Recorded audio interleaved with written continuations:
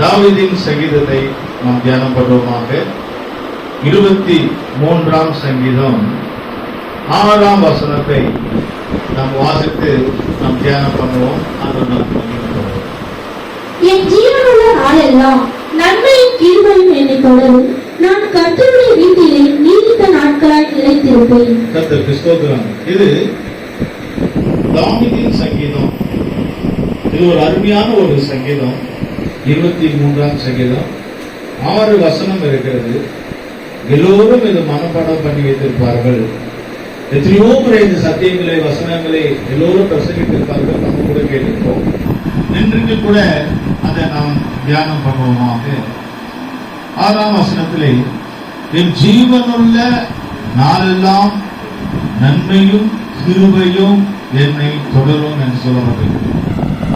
என்னுடைய ஜீவனுள்ள நாட்கள்லாம் நம்ம வாழ்க்கை முழுவதும் சாகிற வரைக்கும் அவருடைய 2 ஆசீர்வாதங்களை நம்ம பின்தொடர்ந்து வரோம். நம்ம கிட்ட வர வேண்டும். ஒன்று நன்மையும் கிருபையும் என்று நாம் பார்க்கிறோம். கர்த்தருக்கு ஸ்தோத்திரம். அந்த ஜீவனுள்ள நாட்கள் எல்லாம் சாகிற வரைக்கும் ஆண்டவருடைய கிருபையும் நன்மையும் நம்மளை தொடரும். நம்மளை பின்தொடர்ந்து கொண்டே இருக்கும். நல்ல ஆசீர்வாதம். கர்த்தருக்கு ஸ்தோத்திரம்.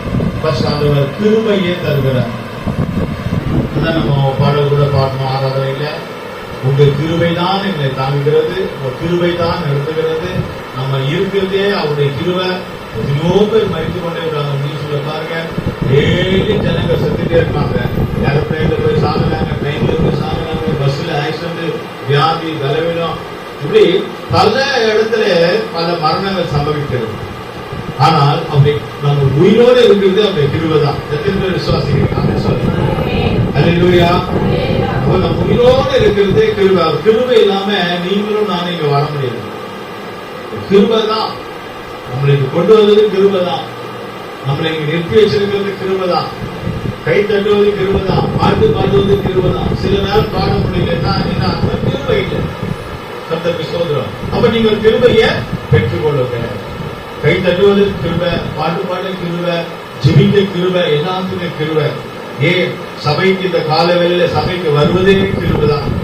கர்த்தருக்கு ஸ்தோத்திரம். அப்படியாக இந்த கிருபை நம்ம தொடர்கிறோம். கிருபையோட கூட ஆண்டவர் என்ன செய்கிறார்? நன்மையும் தருகிறார். ஆண்டவர் நமக்கு பல விதமான நன்மைகளை தருகிறார். நன்மை செய்கிறார்.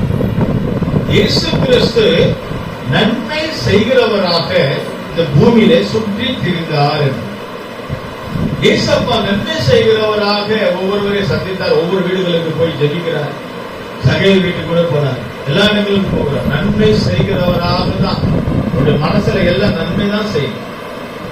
தீமை செய்யக்கூடாது. யாராவது தீமை செய்தா கூட, தீமையா பேசினா கூட அவங்களுக்கு நன்மை தான் செய்யும். அதான் இயேசுடைய தாட். அதான் இயேசப்பா மனசுல எல்லாருக்கும் நன்மை செய்யும். வியாதிஸ்தவர்களுக்கு நன்மை செய்யும். எல்லாருக்கும் நன்மை செய்யும். இப்ப நன்மை என்று சொல்லும்போது தேவன் நமக்கு நன்மை செய்கிறார். இயேசு கிறிஸ்து நன்மை செய்கிறவராக சுற்றி தெரிந்தார். இயேசப்பா ஜனங்களுக்கு நன்மை செய்கிறார். ஏன்னா இதான் அன்பாகவே தெய்வனுடைய அன்பு இயேசப்பாவுக்கு இருந்துச்சு. நன்மை செய்யும். அப்ப நம்ம நன்மை செய்யணும். மனிதர்கள் தெய்வ பிள்ளைகள் நன்மை செய்ய வேண்டும். மற்றவங்களுக்கு நன்மை செய்யணும். நன்மை செய்ய முடியாவிட்டா கூட பரவாயில்ல, தீமை செய்யாம இருந்தா சரி. அப்போ நன்மை செய்யணும்னு சொன்னா யாருக்கு நன்மை செய்ய முடியும்? அன்னை தெரேசா அவர்கள் ஒரு வார்த்தை சொல்றாங்க. இருதயத்தின் ஆழத்திலிருந்து தேவ அன்பு இருந்தால் மற்றவர்கள் நேசிக்கணும். இருதயத்துல தேவ அன்பு மேலோட்டமா கூடாது. உதட்டுல பேசுறாங்க, நல்லா இருக்கீங்களா, அதோட அப்படி இல்லை. தேவ அன்பு எங்க இருக்கணுமா? வாயில உதட்டுல எங்க இருக்கணும்? இருதயத்தின் ஆழத்திலிருந்து ஒருத்தரை நேசிக்கணும். இருதயத்தின் ஆழத்திலிருந்து ஒருத்தரை நேசிக்கணும். அதான் அன்பு. கர்த்தருக்கு ஸ்தோத்திரம். அருமையானவர்களே, அப்போ அன்னை தெரேசா அவர்கள், அந்த தாய், அவர்களுக்கு இருதயத்தின் ஆழத்துல ஒரு அன்பு மனிதர்கள் மேல். அதனால அவங்க என்ன செய்தாங்க தெரியுமா? என்ன செய்தாங்க? குஷ்ட ரோகிகளை கையில தொட்டு அவங்களுக்கு சேவை செய்யணும். குஷ்ட ரோகிகளை அவங்கள தொடக்கூடாது, அவங்க கிட்ட போக கூடாது. ஆனா இந்த குஷ்ட ரோகிகளை தொட்டு ஏசப்பாவும் தொட்டாரு சொல்லுமா. அப்போ ஏசப்பா போல அன்னை தெரசா அவங்களும் என்ன செய்தாங்க? குஷ்ட ரோகிகளை தொட்டு ஜனங்களுக்கு சேவை செய்தாங்க. ஏன் தெரியுமா? ஏன்? அன்னை தெரசாவுடைய இதயத்தில் ஆழத்தில் மனிதர்கள் மீது அன்பு இருந்துச்சு. இயேசு கூட மனிதர்களை நேசித்ததுனாலதான் தன்னுடைய உயிரை கொடுத்தார், ஜனங்களுக்காக நன்மை செய்தார். நன்மை செய்தார். அப்ப அவங்களும் நன்மை செய்தாங்க. அதனாலதான் இந்த நாள் வரைக்கும் அன்னை தெரசாவை நாம ஞாபகப்படுத்துகிறோம், யோசிக்கிறோம், தியானிக்கிறோம். கர்த்தருக்கு ஸ்தோத்திரம். அப்போ நன்மை யார் செய்ய முடியும்? நன்மை யார் மற்றவங்களுக்கு செய்ய முடியும்? நமக்கு எத்தனையோ பேர் நன்மை செய்கிறாங்க, அது ஒரு பக்கம். மனிதர்கள் நாம் மற்றவர்களுக்கு நன்மை செய்ய வேண்டும் என்றால் மற்றவர்களை பாதுகாப்பாக அவங்க நேசிக்கணும். யாரை நேசிக்கிறோமோ அவங்களுக்கு நம்ம நன்மை செய்யணும். ஓகேங்களா? நன்மை செய்கிறதக்க அவங்களுக்கு நமக்கு சிலரை பிடிக்கும், அவங்க நன்மை செய்யலாம், அது வேற. பொதுவாகவே இயேசு அவர் நன்மை செய்கிறவராக சுட்டுகிறார். அப்ப தேவன் நமக்கு எத்தனையோ நன்மைகளை செய்கிறார். அப்போ நன்மை செய்கிறவராக சுட்டுகிறது பிசாசுகளை துரத்தவோ வியாதிஸ்தர்களை சுகமாக்கி. அடுத்தது கர்த்தருடைய சுவிசேஷ அறிவிப்பு. அப்ப பிசாசுகளை துரத்துவதே நன்மை தானே. பிசாசு பிடித்த ஜனங்களுக்கு நம்ம எப்படி நன்மை செய்ய முடியும்? ஜெபிச்சு பிசாசுகளை துரத்தணும். அது அவங்களுக்கு நம்ம செய்கிற நன்மை. அப்படிதானே? தலையில சொல்ல தலையிலையா? அப்போ நம்ம ஜெபிச்சு பிசாசு பிடித்தவர்களை, பிசாசினால கட்டப்பட்டவர்களை நம்ம விரட்டணும், நன்மை செய்யணும். அதுதான் அமாவாசை கூட்டம். அமாவாசை கூட்டம் சபையில வச்சுக்கலாம், சபை ஆசீர்வாதமா இருக்கும். ஏன் வெளியே வைக்கிறோம்? எத்தனையோ ஆயிரம் செலவு பண்ணி வைக்கிறோம். ஏன் எவ்வளவு பணம் செலவு பண்ணி வைக்கிறோம்? ஏன்? ஜனங்கள் பிசாசினால கட்டப்பட்டு யாராவது வந்தார்களால், வியாதினால கட்டப்பட்டு வந்தார்களா, அவங்களுக்கு நம்ம என்ன செய்யணும்? நன்மை செய்யணும், ஜெபிச்சு நன்மை செய்யணும். அப்போ சீலவான் சபையில, நம்ம சபையில இருக்கிற ஜனங்கள் நீங்க எல்லாரும் எப்படி இருக்கணும்? பயனா இருக்கும், ஜெபிக்கிறவங்களா இருக்கும். நீங்க மற்றவங்களுக்கு ஜெபிப்பதே நன்மை செய்கிறது. நீங்க மற்றவங்களுக்கு ஜெபிச்சீங்கன்னா அதுவே நன்மை செய்யறதுதான். ஒருவருக்கு நீங்கள் நன்மை செய்ய வேண்டும் விரும்பினால் அவங்களுக்காக ஜெபித்தாலே போதும், அது நன்மைதான். வியாதியஸ்தர்களை சுகமாக்கினார். வியாதியஸ்தர்களுக்கு உதவி செய்தாலே நன்மைதான். ஒரு கிளாஸ் தண்ணி எடுத்து கொடுத்தாலும் அது நன்மைதான். ஏன்னா வியாதியா இருக்கிறவங்களுக்கு அவங்கள போய் பார்க்கறது, கவனிக்கிறது, அது ஒரு நன்மைதான். நம்ம மற்றவர்களை பார்த்தால் நம்ம வியாதி வயசான காலத்தில் நம்மள யாராவது பார்ப்போம். அதுக்கு சபைக்கு வராம போய் உட்காந்து அவங்க பக்கத்துல உட்காந்து பார்க்கணும். சபை கூட்டத்தை விட்டுட்டு பாஸ்டர் சொல்லிட்டு வியாதிகாரங்க பக்கத்துல உட்காந்துட்டு கதை பேசிக்கிட்டு அவங்களுக்கு கவனிக்கிட்டு அந்த காரியம் செய்யக்கூடாது. சபைதான். என்னுடைய அம்மா கூட முடிய வீட்டுல இருக்காங்க, வரல. இப்ப நான் அங்க போய் உட்காந்துக்கிட்டு என்னம்மா சாப்பிட்டீங்களா, நல்லா இருக்கீங்களா, நான் அங்க போய் உட்காந்துட்டா இங்க இருக்கிறவங்களுக்கு என்ன பண்றது? இந்த ஊழியத்தை யார் செய்யறது இல்லையா? அவங்களே பார்க்கணும், வியாதிஸ்தர்களே பார்க்கணும், சபை கூடுதலையும் விட்டு விடாம தெரியும். இந்த நன்மையான காரணம், நன்மை உன்னை தொடரும். கர்த்தர் நமக்கு நன்மை தந்து கொண்டே இருப்பார். சரி, அப்ப யாருக்கு நன்மை செய்வார்? யாருக்கு நன்மை செய்வார்? எல்லாருக்கும் நன்மை செய்துட்டே இருப்பாரா? அந்த வசனத்துல இருக்கு பதில். அங்க சொல்லப்பட்டிருக்கு நன்மையும் கிருபையும் என்னை தொடரும் சொல்லிட்டு, நான் கர்த்தருடைய வீட்டிலே நீடித்த நாட்களாய் நிலைத்திருப்பேன். கர்த்தருடைய வீட்டில் இருக்கிறவங்களுக்கு தான் நன்மை கிடைக்கிறது. அடுத்த பதில் இதுதான். யாருக்கு நன்மை கிடைக்கிறது? எத்தனையோ பேர் சபைக்கு வராங்க, எத்தனையோ பேர் கிறிஸ்துவ, எத்தனையோ பேர் இருக்காங்க, சபைக்கு போகாம, சபை கூடுதலுக்கு இல்லாம, ஜெபிக்காம வீட்டிலே இருக்கிறவங்களுக்கு நன்மை உண்டாகாது. அப்ப யாருக்குதான் நன்மை? தேவன் யாருக்கு நன்மை செய்வார்? தேவனுடைய வீட்டிலே இருக்கிறவர்களுக்கு ஒரு நாளைக்கு அல்ல, நீடித்த நாட்களாய் நிலைத்திருப்பதுல தான் நன்மை உண்டாகும்.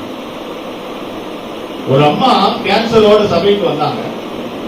ஐயா, எனக்கு ஜெபம் பண்ணுங்க, எனக்கு முதுகுல கேன்சர் ஜெபம் பண்ணுங்க. சரிம்மா, நீங்க ஒரு 3 மாசம் தொடர்ந்து வாங்க அப்படின்னு சொன்னீங்க.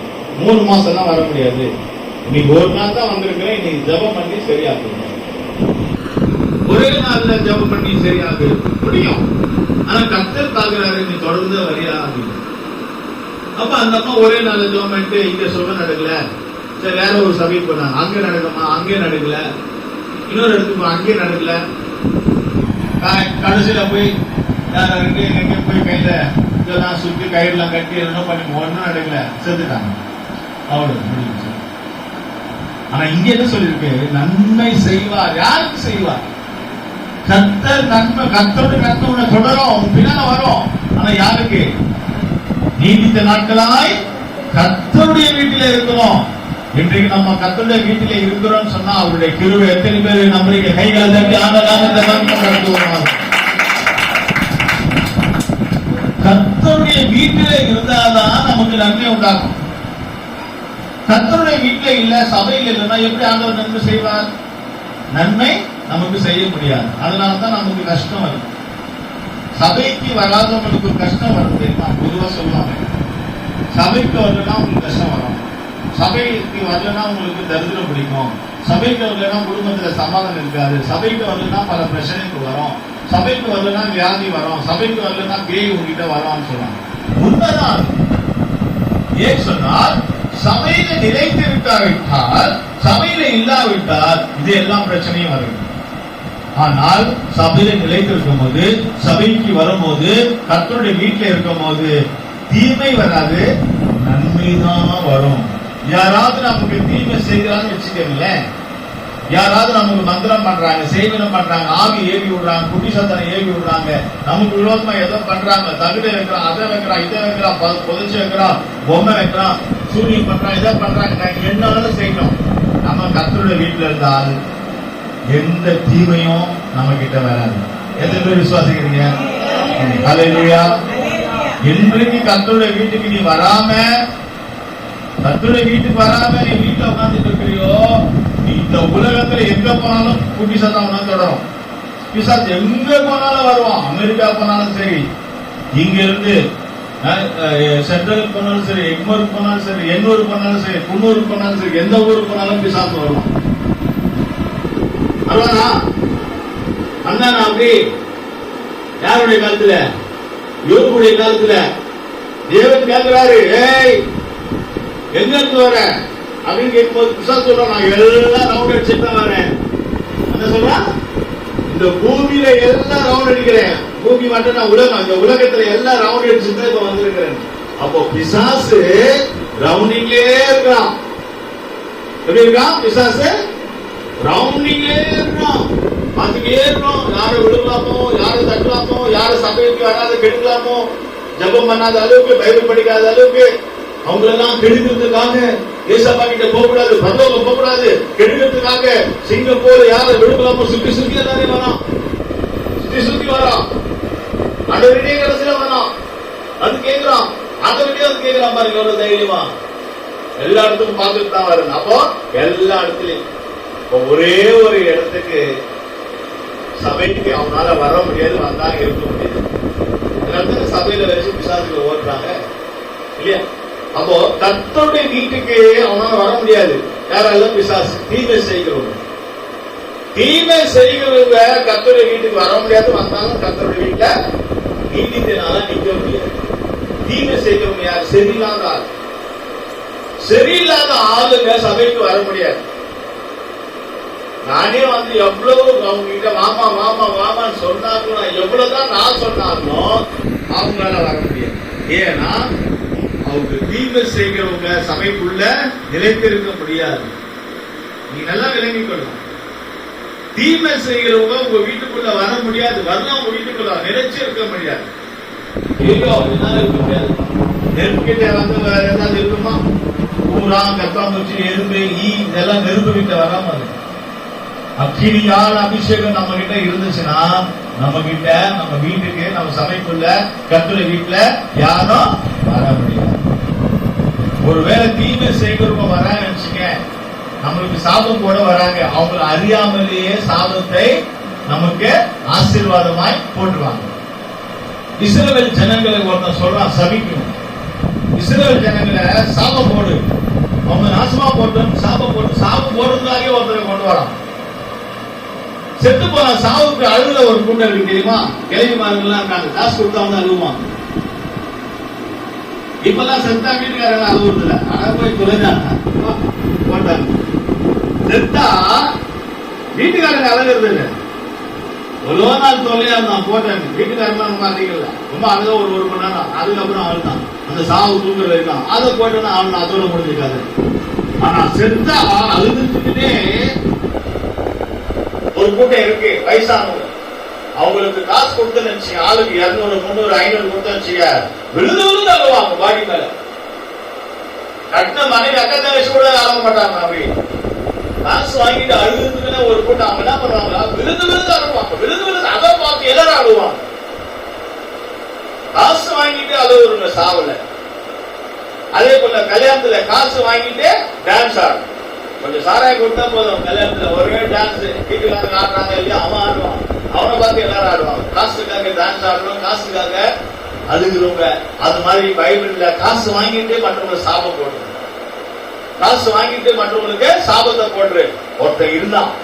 காசு கொடுத்து கொண்டு வராங்க, பாப்பா தெய்வ பிள்ளைகளுக்கு, தெய்வ ஜனங்களுக்கு, இஸ்ரவேல் ஜனங்களுக்கு சாபத்தை போடு அப்படின்னு சொல்லி கூட்டிட்டு வரான். ஆண்டவர் வான் பண்றாரு, நீ போக கூடாது. மீண்டும் போறான். சாபத்தை போடும் போது வாய் தடுமாறி நத்து போட்டான், ஆசீர்வாதத்தை போட்டான். யார் அது? இல்லையா? உங்களுக்கு எல்லாருக்கும் தெரியும், அந்த கழுதெல்லாம் பேசிச்சுல. பிள்ளைங்க என்ன பண்ணா? தேவ ஜனங்களுக்கு, சபை ஜனங்களுக்கு என்ன பண்ணா? ஏசப்பா பிள்ளைங்களுக்கு என்ன பண்ணா? சாபத்தை போட காசு வாங்கிட்டு வரான். காசை வாங்கிட்டு சாபத்தை போட்டு பதில் என்னத்து போட்டா? ஆசீர்வாதத்தை போட்டான். உனக்கு உருவாக்கம் எந்த ஆயுதமும் வாய்க்காமலே போகும். நமக்கு சாபம் போடுகிறவங்க நினைக்கிறவங்க அவங்களுக்கு தெரியாமலே நமக்கு ஆசீர்வாதத்தை போட்டுருவாங்க. கைகள் தெரியாத தீமை செய்கிறவங்களுக்கு நன்மை செய். ஏசப்பா சொல்லி கொடுக்கிறார், தீமை செய்யறவங்களுக்கு நன்மை செய்யறவங்க நமக்கு செய்யணும். தீமை செய்யணும், யாரு தீமை செய்யறாங்க செய்யணும். எவ்வளவுதான் செய்யறாங்க செய்யணும். ஏசப்பாவுக்கு எவ்வளவு தீமை செய்யறாங்க, எவ்வளவு பேர் செய்யறாங்க, எவ்வளவு பேர் தவறா பேசுறாங்க. தீமையா அவருக்கு கண்டுக்கவே இல்லை. அதுதான் அவருக்கு உயர்வாங்க. சாபத்தை போட இஸ்ரவேல் ஜனங்களுக்கு ஆசீர்வாதம் போட்டான், அதுதான் உயர்வு. அவன் சாபம் போடாம இருந்தாலும் இவனுக்கு ஆசீர்வாதம் கிடைச்சிருக்காது. அப்போ ஒரு அர்த்தம் என்ன? மற்றவங்க நமக்கு தீமை செய்ய அது நன்மையாக கர்த்தர் செய்வாரு, மாற்றிக்கொண்டே இருப்பார். அல்லேலூயா. கர்த்தருக்கு ஸ்தோத்திரம். கர்த்தருடைய வீட்டில் இருக்கிறவங்களுக்கு நன்மை கிடைக்குமா? அப்படி இல்ல, நன்மை தொடரும். எங்க போனாலும் சபைக்கு வரும்போதெல்லாம் நன்மை கிடைச்சிட்டே இருக்கும். சபைக்கு வரும்போதெல்லாம் உனக்கு ஆண்டவர் நன்மை செய்வாரு. சபைக்கு வரும்போதெல்லாம் கர்த்தர் செய்வாரு. அங்க பார்க்கும்போது நெகேமியா 5ஆம் அதிகாரம் 19ஆம் வசனத்துல, நெகேமியா 5ஆம் அதிகாரம் 19ஆம் வசனத்துல பார்க்கும்போது அங்கே ஆண்டவர் ஜனங்களுக்கு நன்மை செய்கிறார். நெகேமியா 5:19. என் தேவனே, நான் இந்த ஜனத்துக்காக செய்த எல்லாவற்றின்படியும் எனக்கு நன்மை உண்டாக என்னை நினைத்தருளும். இந்த ஜனத்துக்காக எல்லாவற்றிலும் செய்ய எனக்கு நன்மை தாரும் ஆண்டவரே.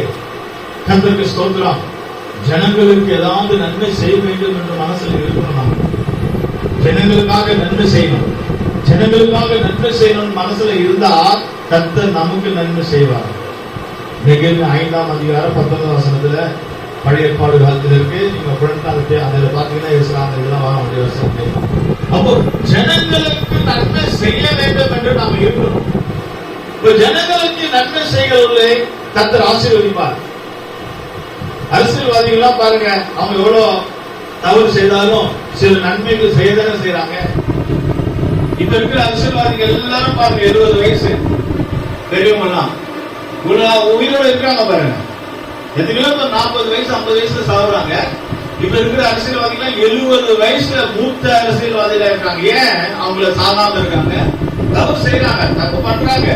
ஆனாலும் அவங்க ஏதோ ஒரு நன்மை செய்யறாங்க. அந்த நன்மை செய்கிறதுனால தான் அவங்க ஆண்டவர் ஏசப்பா உயிரோட வச்சிருக்கிறார். ஆமென், ஹல்லேலூயா. கர்த்தருக்கு ஸ்தோத்திரம். நன்மை, ஜனங்களுக்கு நன்மை செய்யணும் நம்ம நினைச்சா கர்த்தர் நமக்கு நன்மை செய்வார். நமக்கு நன்மை செய்யணும்னு நன்மை செய்யணும்னு நினைச்சாலே போதும். மற்றவங்களுக்கு நன்மை செய்யணும்னு நினைச்சாலே கர்த்தர் நமக்கு நன்மை செய்வார். கர்த்தருக்கு ஸ்தோத்திரம். இன்றிலிருந்து ஆண்டவர் நமக்கு ஒரு அனுபவத்தை கற்றுக் கொடுக்கிறார். மற்றவங்களுக்கு நமக்கு நன்மை செய்ய வேண்டும். நமக்கு பிடிச்ச ஜனங்களுக்கு இல்ல, நமக்கு பிடிச்சவங்களுக்கு நன்மை செய்வோம், அது வேற விஷயம். ஆனா இங்க நெகேமியா சொல்றாரு, ஜனங்களுக்கு ஏதாவது செய்யும்படியாக ஆண்டவரே எனக்கு நன்மை செய்யும். அப்போ நம் கர்த்தருடைய ஜனங்கள் ஏதாவது நன்மை செய்யும். அதனால நம்ம அமாவாசை கூட்டத்துக்கு வரவர்களுக்கு நம்ம என்ன செய்யறோம்? டீ கொடுக்கிறோம், பந்து கொடுக்கிறோம், ஜப எண்ணெய் கொடுக்கிறோம். சில இடங்கள்லாம் ஜப எண்ணெய் காசு 50 ரூபாய் ஒரு ஜப எண்ணெய். ஒரு ஜப எண்ணெய்னா 50 ரூபாய். நம்ம சும்மாவே ஃப்ரீயா தான் கொடுக்குறோம். எல்லாருக்கும் நம்மளே கொடுக்குறோம். ஜப எண்ணெய் கொடுக்குறோம், பந்து கொடுக்குறோம், காபி கொடுக்குறோம். அவங்க எல்லாமே சேர்ல உட்கார வைக்கிறோம். இல்லையா? ஏதாவது நம்ம இவ்வளவு காசு கொடுக்கணும் கேட்கணுமா? இல்ல. அப்படி அர்த்தம் என்ன? இதெல்லாம் நன்மை. நம்ம நன்மை செய்யணும். நம்ம கூட்டத்துல ஜனங்களுக்கு நன்மை செய்யணும். ஜனங்களுக்கு, இந்த பட்டணத்தில் இருக்கிற ஜனங்களுக்கு நன்மை செய்யணும். ரட்சிக்கப்படாதவங்களுக்கு நன்மை செய்யணும். பைபிள் இல்லாதவங்களுக்கு பைபிள் வாங்கி கொடுக்கணும்.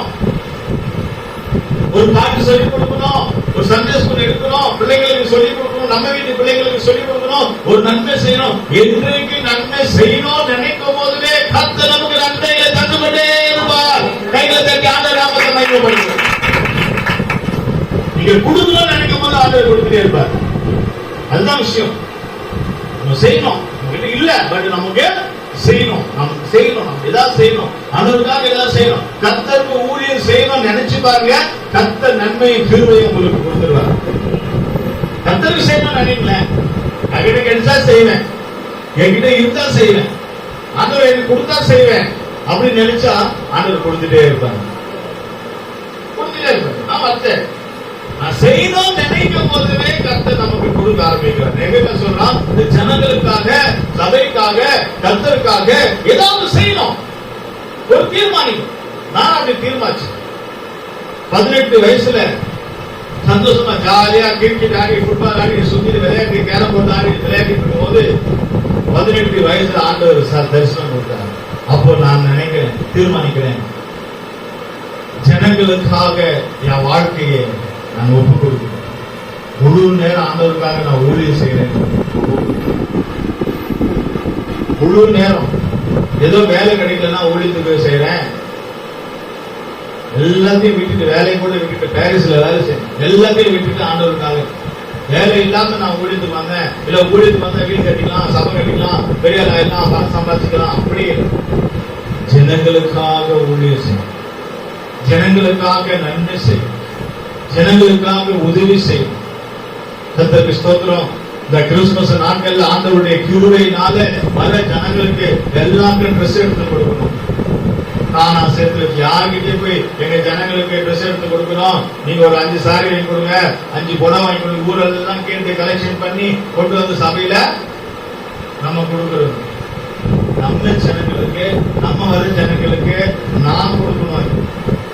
காசுகளை சேர்த்து என்னுடைய தனிப்பட்ட விதத்துல கொடுக்கணும். அது நல்ல நல்ல ட்ரெஸ் கொடுக்கணும் என்று ஒரு தனிப்பட்ட விதம். அப்ப நான் கர்த்தருக்காக ஜனங்களுக்காக செய்யும் போது ஒரு பக்கம் நான் இந்த பக்கம் கொடுக்கணும்னு நினைக்கும் போது அடுத்த பக்கம் ஒரு பக்கம் எனக்கு வருகிறது. ஹல்லேலூயா. அடுத்த பக்கம் எனக்கு வருது. பேண்ட் வருது, ஷர்ட் வருது, டி-ஷர்ட் வருது, ஷூ வருது. நான் ஜனங்களுக்கு நன்மை செய்யணும்னு நினைக்கும் போது எனக்கு நாம வாங்குவதில்லை, எனக்கு தேடி வருது. இது நல்ல ஒரு சத்திய பிரியமானவர்களே. என்றைக்கு ஜனங்களுக்காக, சபைக்காக, கர்த்தருடைய பிள்ளைகளுக்காக நாம கொடுக்கணும் நினைக்கும் போதுவே கர்த்தர் பரலோகத்தில் இருக்கிறார். ஹல்லேலூயா. எனக்கு ஒரு வேலை கிடைச்சால் நல்லது, எனக்கு ஒரு வேலை கிடைச்சால் நான் ஆண்டவருக்கு 10ல 1 கொடுப்பேன் தீர்மானிக்கும் போது ஆண்டவர் நல்ல சம்பளத்தோட கொடுக்கிறார், ஆசீர்வாதத்தோட கொடுக்கிறார். இவர் சொல்லுகிறார், நான் ஜனங்களுக்காக ஏதாவது நன்மை செய்யும் போது கர்த்தாவே எனக்கு நன்மை செய்யும். பழமொழியா நம்ம சொல்லுவோம், ஊரார் குழந்தைய ஊற்றி வளர்த்தால் தான் குழந்தை தானா வளரும். தானா வளர்ற அத்தனை பசங்க எப்படி வளரும்? உன் குழந்தைய மற்றவங்க என்ன செய்வாங்க? அதான் அர்த்தம்.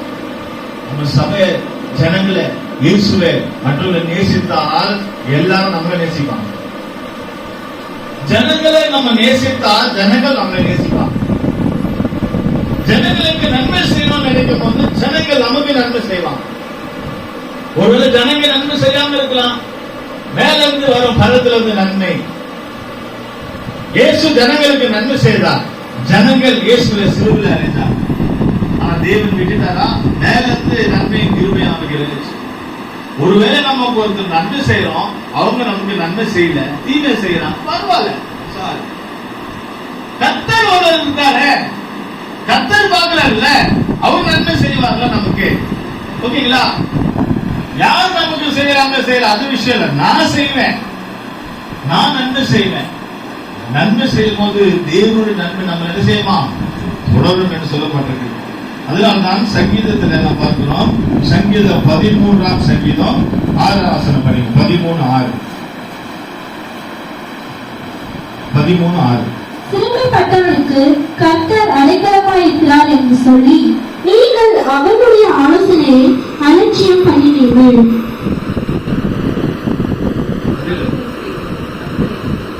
13:6 நம்ம எடுத்துக்கணும். கர்த்தர் எனக்கு நன்மை செய்தபடினால் அவரை பாடு. பாருங்க, கர்த்தர் எனக்கு நன்மை செய்தால் அவரை பாடுவேன். அப்ப நான் மீட்டிங்ல சொன்ன சிலர்லாம் வாயத்தில் இருக்காம இருக்காங்க. அப்ப உங்களுக்கு நன்மை இல்லைன்னு அர்த்தம். உண்மையாகவே ஆண்டவர் நன்மை செய்திருந்தா எப்படிங்க பாடாம இருப்பேன்? கர்த்தர் எனக்கு நன்மை செய்தால் நான் பாடாம இருக்க முடியுமா? உடம்பு சரியில்லை, தொண்டை வலி, கோல்டு, அது ஒரு பக்கம் இருக்கு. ஓகே, நம்ம மற்றவங்க பாட்டாங்க இல்லையா, எல்லாரோட பாடும் போது நம்மளாம் கூடி சேர்ந்து பாடணும். சிலர்லாம் நான் பார்த்தேன், ஒரு 2 பேரு வாயத்தில் இருக்காம அப்படியே இருக்காங்க. ஆனா எங்க யோசனை தான் பண்றாங்க? இங்க பாட்டு ஓடுது, எல்லாரும் பாடுறாங்க, எல்லாரும் கை தட்டி எல்லாரும் பாடுறாங்க. ஆனா 1-2 பேர் மட்டும் பாடாம அப்படியே இதோ யோசனை பண்ணிட்டு இருக்காங்க. ஆனா இங்க என்ன சொல்லிருக்கு? யாரால பாட முடியுமா? யாருக்கு பாட்டு வருமா? யாரு பாடுவாங்கன்னா, கர்த்தர் எனக்கு நன்மை செய்தால் நான் பாடாம இருக்கணும். அப்ப பாடுகளை ஒவ்வொருவருக்கும் ஆண்டவர் நன்மைகளை செய்யறோம். மைக்கு பிடிச்சு பாடணும்னு அவசியம் கிடையாது. எல்லாரும் சேர்ந்து பாடும் போது பாடினாலே போதும். எல்லோரோட சேர்ந்து நம்ம பாடினாலே போதும், அதுவும் பாட்டுதான். அப்போ ஆண்டவர் செய்த நன்மைகளை நம்ம என்ன செய்யக்கூடாதா? என்ன செய்யக்கூடாதா? மறக்காம எத்தனையோ நன்மைகளை என் வாழ்வில் செய்தாரே, ஏராளமாய் நன்றி சொல்வேன். எத்தனையோ நன்மைகளை என் வாழ்வில் செய்தாரே, ஏராளமாய் நன்றி சொல்வேன்.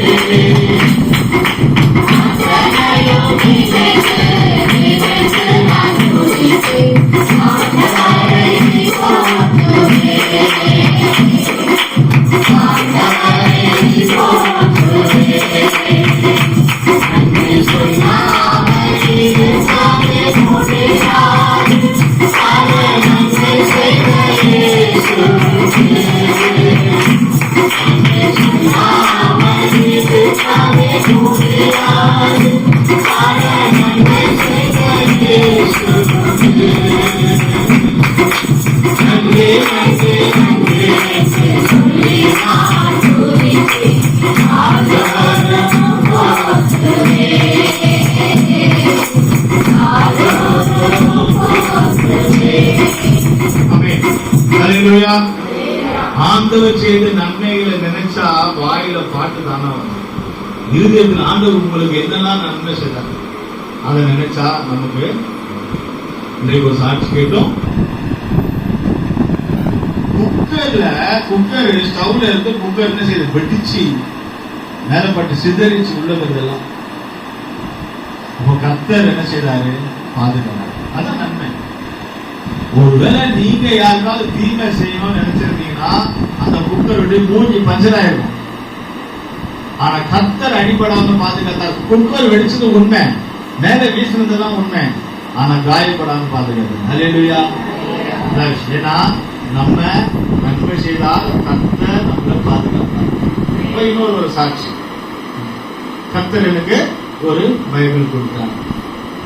பைபிள் மட்டும் இல்ல, பைபிள் இருக்கிற பொக்கிஷங்களையும், பைபிளுக்குள்ள தங்கம் வெள்ளி எல்லாமே பைபிளுக்குள்ளதான் இருக்கு. அதை சேர்த்துதான் அவங்களுக்கு கொடுத்திருக்காரு. ஹல்லேலூயா. இது மாதிரி ஒவ்வொரு சாட்சிகளையும் கர்த்தர் நமக்கு நன்மை செய்கிறவரா இருக்கிறார். அதை நீங்க நினைச்சீங்கன்னா பாடல் தானா வரும், பாட்டு தானா வரும். கர்த்தரை துதிப்போம், கர்த்தரை ஆராதிப்போம்.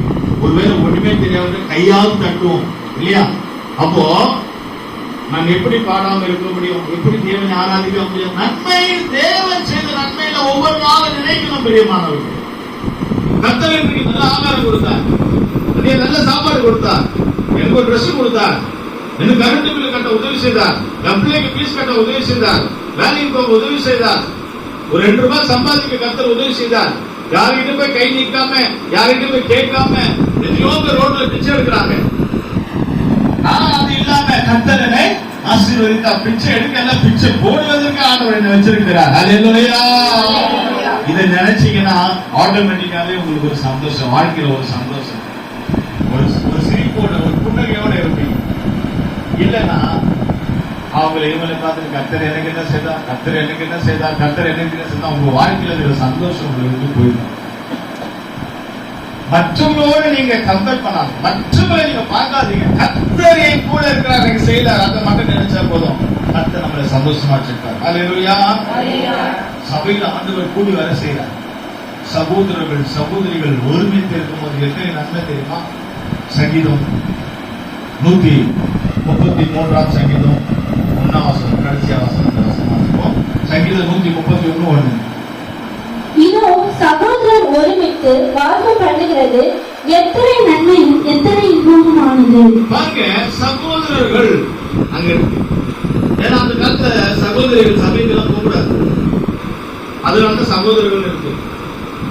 சகோதரிகள்லாம் சபைக்குள்ள என்ன செய்யக்கூடாது, போகக்கூடாது, வெளியே.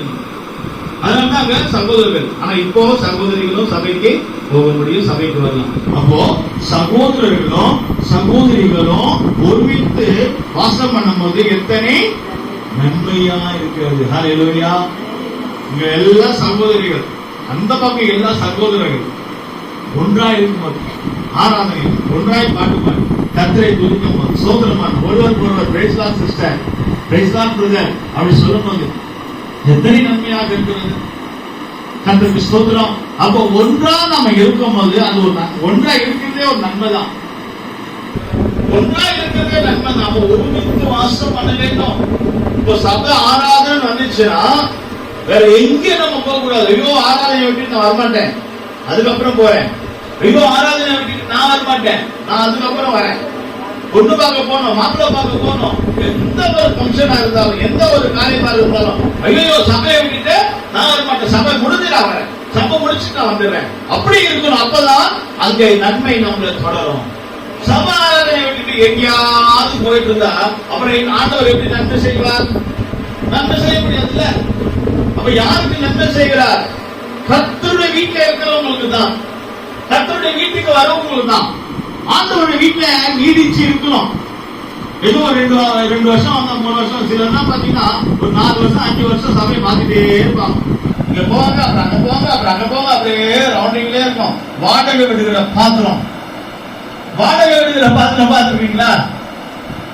வாடகை விடுகிற சேர் டென்ட் எல்லாம் பார்த்துருக்கோம். பாத்திரம் வாடகை விடுவாங்க, பிரியாணி பாத்திரம் பார்த்துருக்கீங்களா?